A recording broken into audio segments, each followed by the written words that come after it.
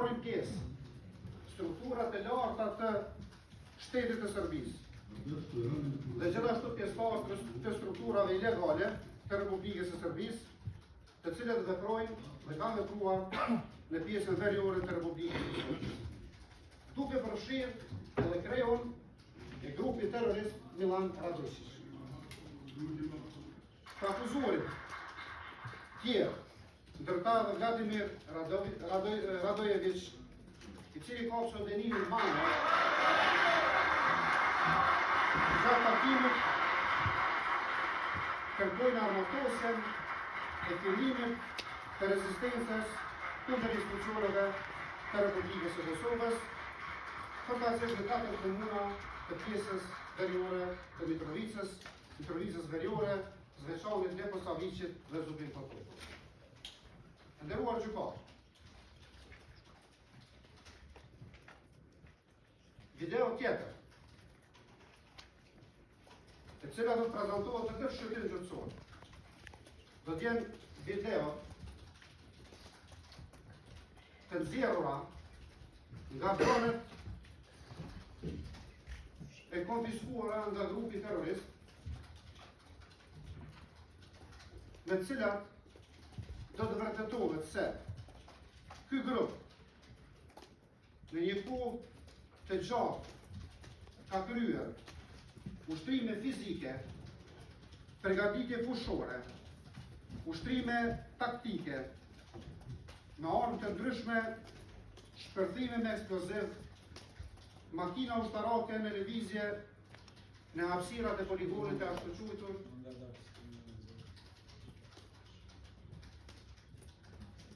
pasudanske livade,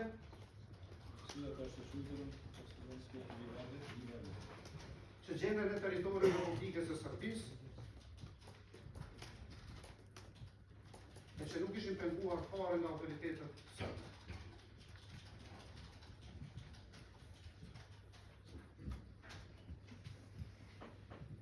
Kjo video, të nderuar gjykatë, është nxjerrë nga sekuestrimi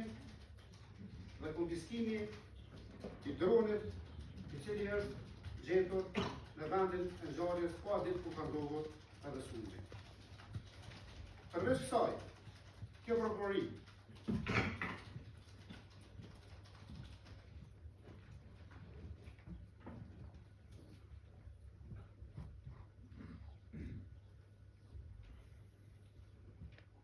do ta dëshmoj se grupi ishte mirë organizuar, i ushtruar dhe kishte për qëllim saktësisht sulmin në datën 23 shtator 2024. Nderuar gjykatë,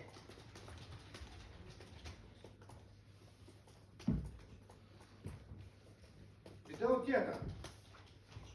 me rëndësi që kësaj gjykate do të prezantojmë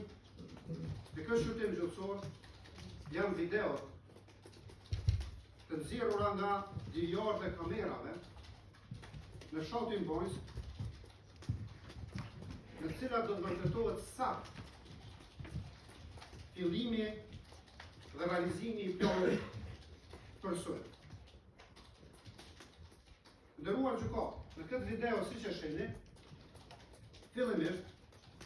ishin vendosur 2 kamion. Në këtë video shihet ardhja 2 kamionëve, paraprakisht në hyrjen në shotin Bojs, të cilët kamion grupi terroristik kishte përdorur për barikada. Para fillimit të sulmit,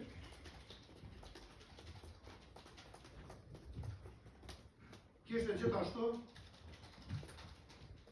një planifikim dhe monitorim të rrugëve nga ana e automjeteve, të disa automjeteve të cilat janë gjetur në vendin e ngjarjes post a ditë në datën 23 shtator 2023.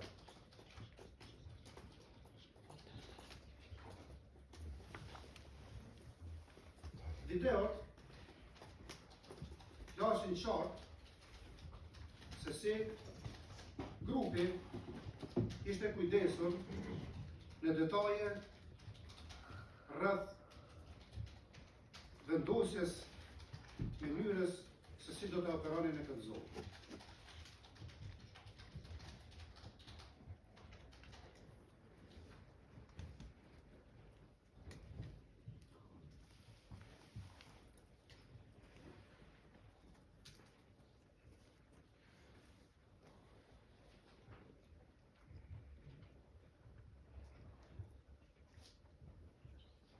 Pra, në këtë video shihen 3 persona, të cilët në momentin kur janë vendosur kamionet, ishin po ata të cilët i sjellën në ditën kritike kur ka ndodhur sulmi. Të nderuar gjykat, provë tjetër me rëndësi, të cilën kësaj gjykate i kemi propozuar për shqyrtim në këtë gjykim është video nxjerrëzimet nga kamerat e vendosura në automjetët zyrtare dhe nga dronet e policisë së Kosovës, ku do të vërtetohet momenti i sulmit me armë dhe raketa hedhës nga grupi i armatusur. Lëvizje taktike të grupit të armatusur brenda dhe përreth manastirit të Banjskës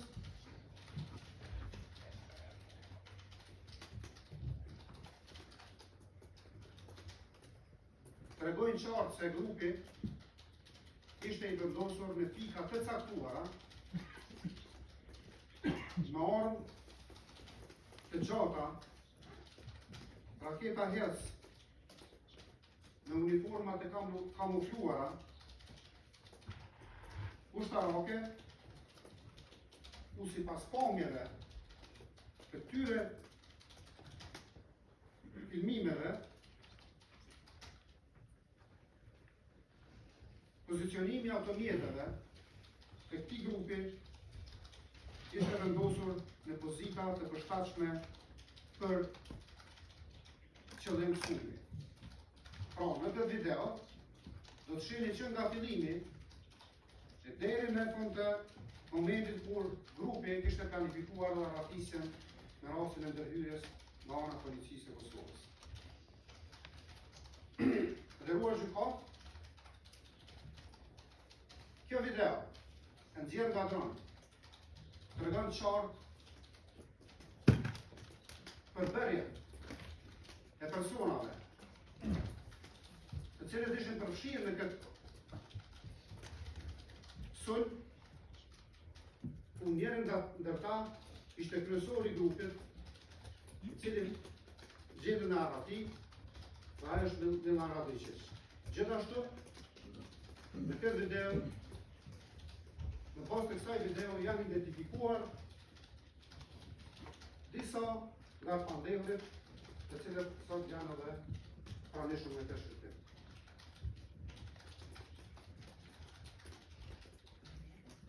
Në këtë video, gjithashtu shihet momenti i arratisjes së personave me saktësisht të dyshim të anit e akuzuar duke larguar nga vendi i ngjarjes, të cilët në atë moment kishin braktisur automjetet e tyre, armët e tyre, të cilët i kishin sjellë me qëllim të sulmit. Nderuar gjykat,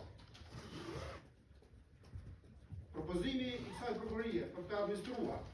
dhe shkërtuar prova që kanë të bëjnë me fotografi e armatimit të rënd, i cili është konfiskuar në vendin e ngjarjes,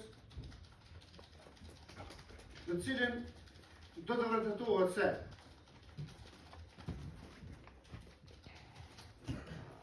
grupi kishte përdorur këto armë me qëllim të kryerjes së vepra penale që janë të abuzuar në akuz,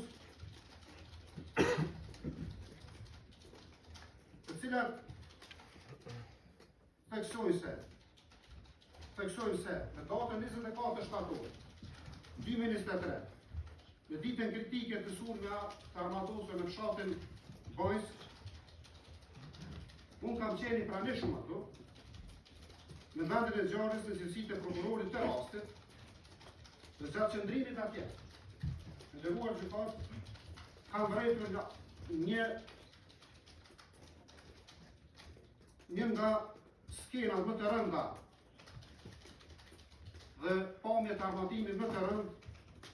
i cili nuk i ngjasan një skene normale të krimit.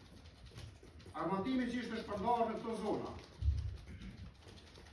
të ndryshme, përreth manastirit dhe me gjë, duke përfshirë armë automatike, armë të gjata, snajper,